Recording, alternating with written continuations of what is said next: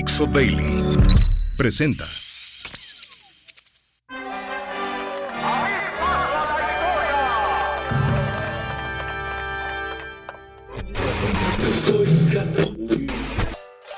Damas y caballeros, aquí se platican historias, Anécdotas y efemérides.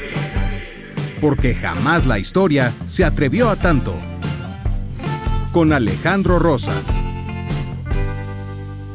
Esto es Porque jamás la historia se atrevió a tanto. Y regresamos después de estos días patrios, el grito, los niños héroes, la presidenta gritando y demás. Regresamos a nuestra programación habitual con varias secciones como siempre les gustan a ustedes. ¿Por qué? Porque jamás la historia se atrevió a tanto. Así que vámonos de lleno primero a nuestra gustada sección. Como México, no hay dos. Seguramente ustedes están un poco hartos, por no decir hasta la madre, de la palabra que se ha hecho prácticamente un mantra desde hace 7 años. Es la palabra más sobada y manoseada del momento, y esta es bienestar. Todo es bienestar. Bueno, no es la primera vez que nos pasa en la historia. Allá por los años 90 no era bienestar la palabra mágica que llegamos a vomitar por todos lados, era solidaridad.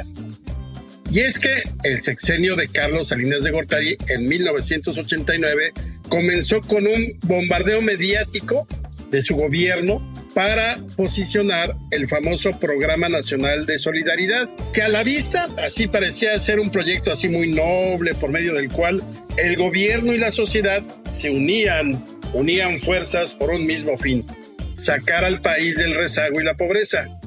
Pero si ustedes lo veían así un poquito detenidamente, no era otra cosa que un maldito programa asistencialista, electorero y clientelar, como hoy tenemos muchos, en ese entonces, para reposicionar al PRI luego de la paliza que había recibido en la elección presidencial de 1988 por parte del Frente Cardenista, pero que gracias a este héroe de la 4T, Manuel Bartlett Díaz, secretario entonces de Gobernación, había logrado mantener el poder mediante un escandaloso fraude. Entonces, para legitimarse, Salinas dijo: vamos con todo, solidaridad. Y en este momento le pido a mi querido productor Albornoz que nos ponga uno de esos maravillosos anuncios que casi nos hacía llorar. Don Beto, don Beto, don Beto, don Beto. ¿Qué pasó? Ya no vamos a usar burros para cargar la mercancía. Ya podemos sacar a los enfermos. Ya tenemos carretera. ¿Y ahora qué mosca te picó? La carretera que hemos esperado tantos años. No me cotorrees, Jacinto. Le estoy hablando en serio. ¿Se acuerda del comité de solidaridad que hicimos? ¿Sí? Pues ya está todo listo. Y mañana es el gran día. Todo el trabajo que hicimos para construirla, mañana lo veremos como una realidad. Mañana se inaugura nuestra carretera. Ahora, ¿pero por qué está llorando, don Beto? No estoy llorando, Jacinto. Lo que pasa es que me entró una basurita en los ojos y parece que estoy llorando, pero no es cierto. Pero tú sí estás llorando, Jacinto. No, don Beto. Lo que pasa es que a mí también me entraron basuritas en los ojos. Solidaridad. Unidos para progresar. Bueno, me espero un momento para que se enjuguen las lágrimas. Sigamos adelante. Así, de la noche a la mañana, ya todo estaba lleno de la palabra solidaridad, anuncios, propaganda, promociones, todo tenía que ver con la solidaridad. La radio, la televisión, todavía no había redes sociales, pero la radio y la televisión estaban llenas de comerciales cursis y sensibleros como el que acaban de escuchar.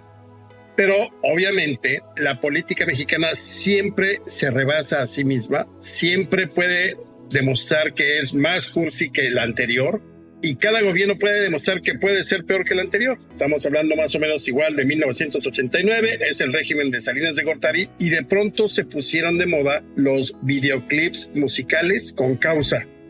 Acuérdense que por entonces ya era famoso el We Are the World, realizado para recaudar fondos a favor de África. Pero, ¿cómo nos íbamos a quedar atrás de Michael Jackson, de toda esta gama de grandes artistas que cantaron en esa ocasión? Pues entonces el famoso tigre Azcárraga, Emilio Azcárraga mismo, le comisionó al terrible villano Luis de Llano, valga la expresión, para que se aventara un mexicanísimo clip al estilo de We Are the World, pero en este caso era en español y el título de la canción era Solidaridad.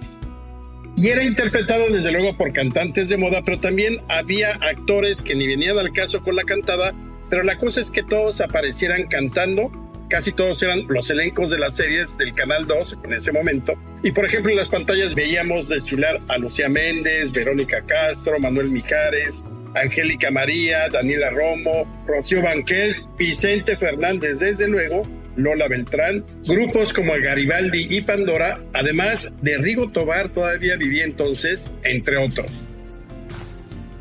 La letra de la canción no tenía desperdicio, era chabacana y patriotera.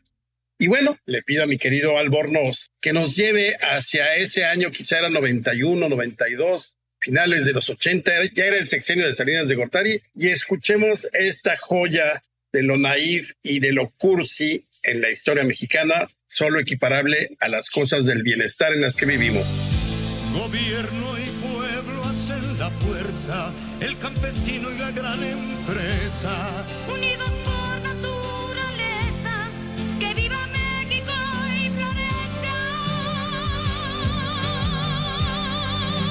Solidaridad, venceremos desde hoy en adelante. Dejaremos un ejemplo, cantaremos a una voz el esfuerzo de unión, formando así una gran nación. Pero si ustedes creen que con los anuncios cursis o esta canción con su videoclip, que además nos recetaban a las 6 de la mañana en todos los canales de Televisa y luego lo repetían en la noche como antes de terminar la transmisión, si con eso habíamos llegado a la apoteosis de lo cursi, no. Digamos que la cereza del pastel de solidaridad llegó el 11 de enero de 1990, cuando el presidente Salinas dijo: me voy a dar un baño de pueblo y quiero pasar una noche en Valle de Chalco. ¿Por qué ahí? Porque en ese lugar había lanzado el programa Solidaridad. Obviamente, cuando el presidente dijo quiero pasar una noche en Valle de Chalco, todo el séquito, el Estado Mayor, se lanzaron a esta zona a buscar una casa que más o menos pudieran darle una manita de gato. Además, en el lenguaje político, una manita de gato significaba que la remodelaron de la A a la Z. Nunca nadie había reconstruido y modificado una casa tan rápido como el Estado Mayor. Imagínense, estas casas prácticamente eran de lámina. Pues a esta le pusieron su piso, azulejos, colocaron los muebles del baño, imagínense, quitaron las láminas de cartón, resanaron, pusieron tirol en los techos, piso de cemento, puertas de madera y banqueta a la entrada. Así quedó la casa de Clavelines número 116, que fue la residencia oficial del presidente Salinas por algunas noches. En esta ocasión solo por una noche, pero luego regresó como para seguir dándose su baño de pueblo. Entonces llega ya el gran momento. Salinas se presenta en Valle de Chalco y lo hizo cuando ya casi había caído la noche. Y entonces llegó como si fuera Tlatuani de Tenochtitlán y quería hacer la ceremonia del fuego nuevo. Es que todo el show tenía que ver con que a finales de 1989, es decir, un par de años antes, había prometido a los vecinos de Chalco que les llevaría la luz. Y esa noche, acompañados por cientos de vecinos, literalmente se hizo la luz. Accionó la palanca y de pronto todo estaba encendido en Valle de Chalco. Luego, como nos encanta este tipo de similitudes con el México antiguo, un grupo de personas con 300 antorchas iluminaron la palabra solidaridad como tributo al Tlatuani Salinas de Gortari. Finalmente entonces el presidente dijo: hoy me quedo a dormir aquí, y se fue a la casa que le habían destinado y que era propiedad de doña Cristina Domínguez y Juan Hernández. Obviamente la presencia de Salinas en la modesta propiedad ya remodelada de doña Cristina fue como si a ella la hubiera chupado el diablo, como diría mi abuela. Porque, desde luego, cuando pasó la solidaria euforia, la gente del gobierno obligó a doña Cristina a vender su casa en contra de su voluntad porque querían ahí abrir el Museo del Programa Nacional de Solidaridad, lo cual nunca ocurrió. El inmueble fue utilizado como una oficina municipal y finalmente abandonado en 1994. Tristemente, doña Cristina ya no pudo regresar al lugar donde tenía años viviendo, con sus vecinos, con sus amigos. Obviamente le ofrecieron 3 pesos por la casa y un trabajo, los cuales nunca llegó a ver, por lo que tuvo que empezar de nuevo en otro lado, en otra dirección, en otra colonia. Mientras a lo lejos se escuchaba...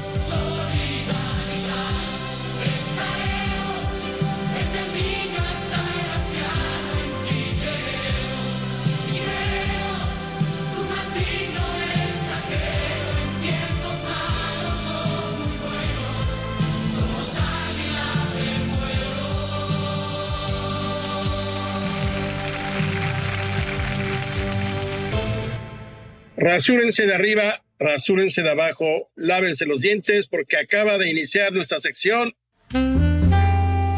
Un dato para ligar. Llegan a la barra, sacan billetes, sacan monedas, piden su trago, ven a la mujer con la que quieren pasar una noche apasionada, suciona, puercona y con la que desean amanecer. Y entonces se acercan, saludan, ¿qué tal? ¿Cómo estás? Obviamente los van a ver con cara de ¿qué le pasa a este tipo? Pero ustedes no se rinden. Ahí se acercan, sonríen un poquito y entonces ponen un billete hacia adelante, cualquiera el que quieran. Quizá el del ajolote, el de 50 pesos, que a todo el mundo y a las mujeres les encanta más. Ay, es que está bien lindo el ajolote. Bueno, ese lo usan. Obviamente no se lo dirijan a ella porque puede creer que ustedes piensan que es una chica prepago. No queremos ningún malentendido. Ponen el billete, suspiran y dicen, ¿qué historias hay con las monedas mexicanas? Claro, los pueden mandar al diablo, pero también pueden poner cara de, a ver, me interesa, ¿qué quiere decir este tipo? Bueno, y entonces ustedes empiezan a contarle. Bueno, dame 2 minutos para tener tu atención. Mientras, tómate otro trago, yo te lo invito. Y te voy a contar rápidamente de algo que sucedió insólitamente en tiempos de la Revolución. En la Revolución todo era un desgarriate, así que cada grupo revolucionario imprimía su propio papel moneda. A estos billetes, que eran de zapatistas, villistas, carrancistas, obregonistas, huertistas, de todo tipo de personajes, se les llamaba bilimbiques. Y solo tenían valor cuando el grupo que lo había mandado a imprimir pues dominaba cierto territorio. Es decir, si de pronto tenías una moneda carrancista y luego llegaban los villistas, tu moneda carrancista se había devaluado por completo y ya no servía para nada. A Villa se le ocurrió una cosa maravillosa. Es la única moneda en la historia de la numismática en la cual la moneda lleva un muera, y en este caso era muera huerta. Esta moneda se cotiza muy alto hoy en día, pero circuló en los campos de la Revolución. Obviamente, si te agarraban con un muera huerta, si te agarraban los huertistas, pues terminabas fusilado. Pero era una moneda maravillosa. Cuando triunfa Carranza en 1917, dice: híjole, no tengo lana, ¿qué hago? Las arcas están vacías, todo esto se está acabando. Vamos a retirar las monedas y vamos a poner billetes, impulsar los billetes. Obviamente nadie quería deshacerse de sus monedas porque generalmente eran de plata, y un billete era un papel y ya sabían qué había pasado con los bilimbiques que no tenían valor. Entonces, obviamente, la gente se indignó, maldito Carranza, el viejo de la barba florida se quiere carrancear la lana, no lo podemos permitir. Y un poeta de estos anónimos, que seguramente era muy crítico del gobierno, como los que hay hoy en día, pero a los de hoy los persiguen, escribió un verso que decía, refiriéndose desde luego a esta idea de Carranza de retirar la moneda y sustituirla con el papel billete. El verso decía: el águila carrancista es un animal muy cruel. Se traga toda la plata y caga puro papel. En ese momento, ustedes voltean a ver a su prospecta, elevan su copa, brindan. Te voy a contar el desenlace de esta historia. Ya para ese momento casi es de ustedes, hay que decirlo. Bueno, Carranza al día siguiente estaba muy molesto, por no decir mega encabronado. Y entonces ofreció una recompensa para que agarraran al tinterillo que se había atrevido a poner ese verso en la prensa. Desde luego, nadie rajó, no hubo un sapo ahí que traicionara. Y lo que sí sucedió es que el tinterillo, que no sabemos quién fue, escribió otro verso contra Carranza y decía: recompensa, ¿y eso con qué se paga? ¿Con lo que el águila come o con lo que el águila caga? Obviamente, Carranza se jaló las barbas largas que tenía, pero el tinterillo se burló de él y no se pudo hacer nada para capturarlo. Que pasen una noche al más puro estilo de los Muera Huerta. Disfruten la pasión. Y una nueva sección que nos va a llevar a los años 80, cuando Yuri cantaba... Cama, cama, cama, cama, cama, camaleón. Soy como soy. La sección se llama Karma.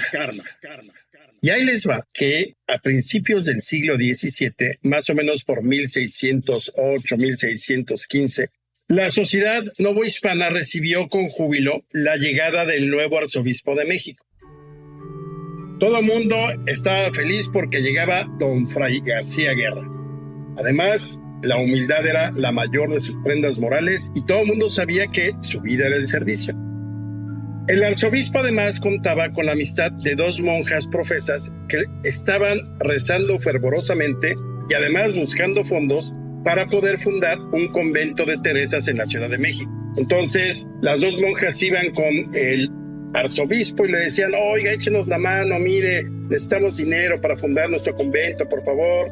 Y él, Fray García Guerra, decía: ay, madrecitas mías, si nuestro señor fuese servido de hacerme virrey, yo les daría el gusto de fundar y de patrocinar su convento. Obviamente, ¿qué podían hacer las monjitas? Pues solamente rezar. Y entonces empezaron a rezar más fervorosamente, prendían veladoras por aquí, prendían veladoras por allá, y al poco tiempo se les dio el milagro.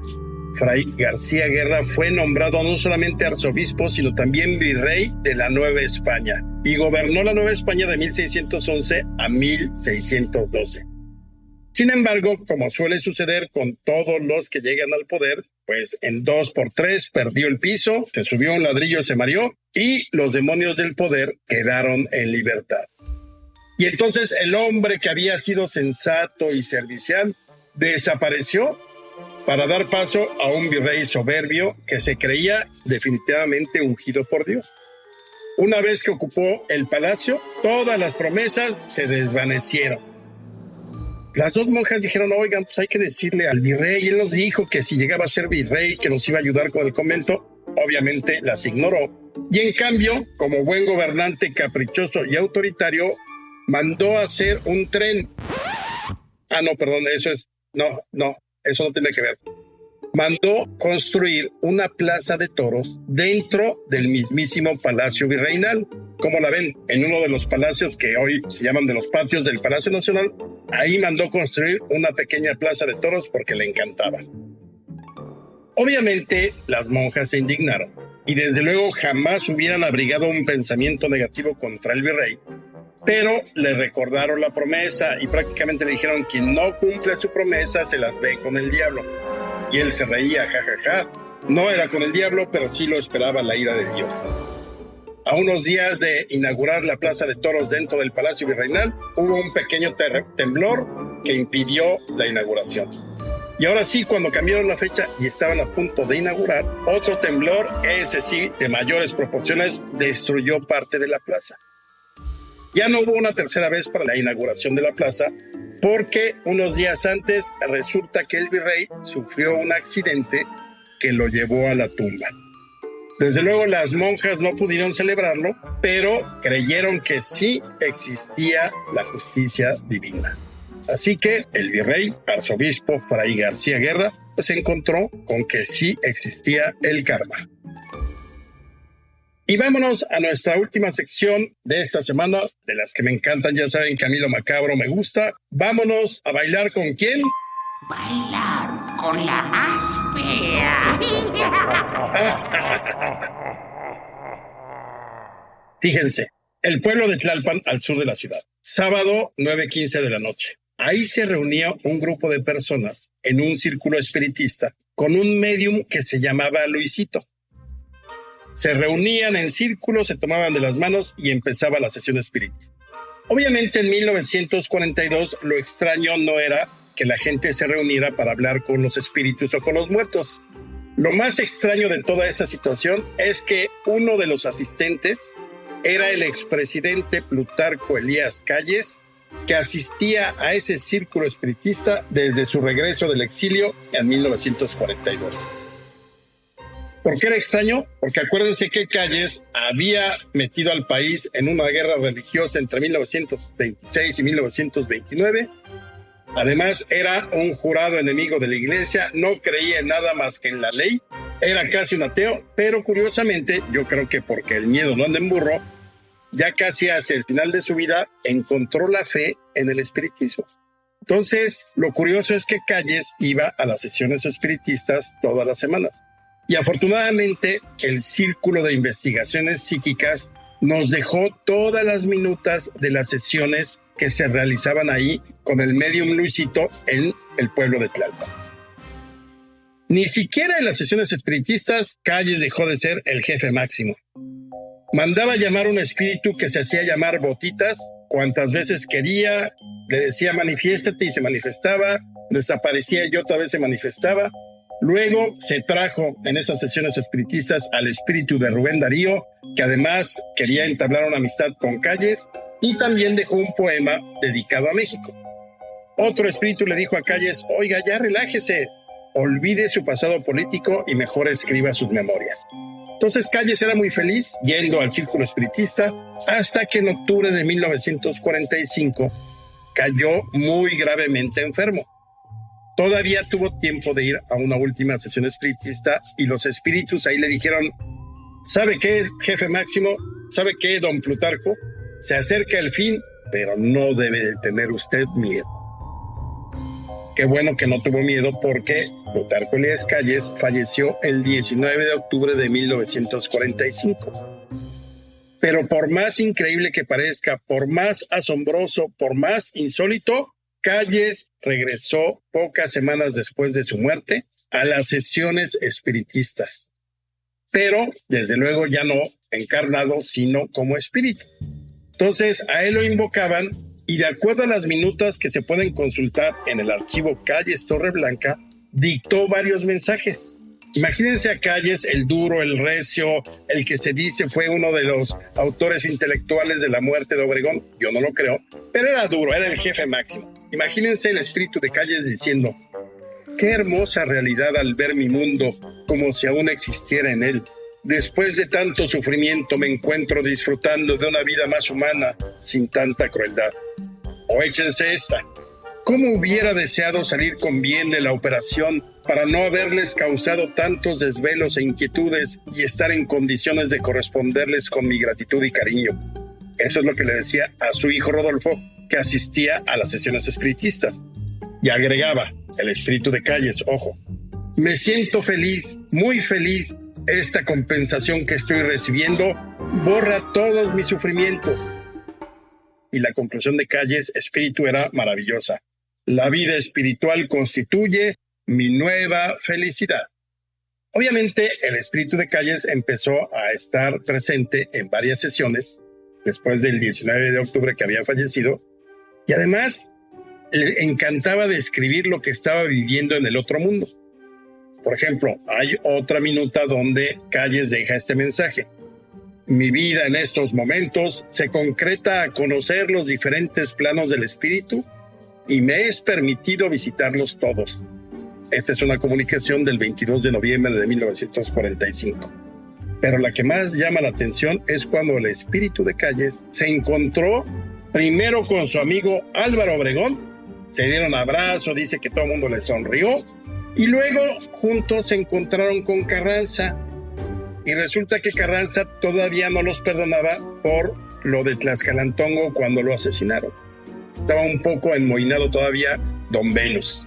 Y entonces Calles le dijo a su hijo en la comunicación de una sesión espírita, fíjate, hijo mío, ayer nada menos saludé a don Venustiano. El pobre viejo aún no puede olvidar sus amarguras. Hemos hablado ampliamente con él, Obregón y yo, logrando reanudar nuestra vieja amistad. Creo que pronto recuperará su felicidad. Esa fue la última sesión en la que se apareció Calles. Y claro, era lógico, porque imagínense qué flojera estar viniendo al más acá, cuando el más allá debe de tener cosas increíbles de ver, de recorrer y de conocer. Entonces se olvidó ya de la tierra, nunca más volvimos a saber del espíritu de Calles, y Calles pasó a los libros de historia como el jefe máximo, pero casi nadie conoce este pasaje espiritista de Plutarco Elías Calles. Esto fue Porque jamás la historia se atrevió a tanto. Yo soy Alejandro Rosas y nos escuchamos como siempre la próxima semana. Una producción de Dixo.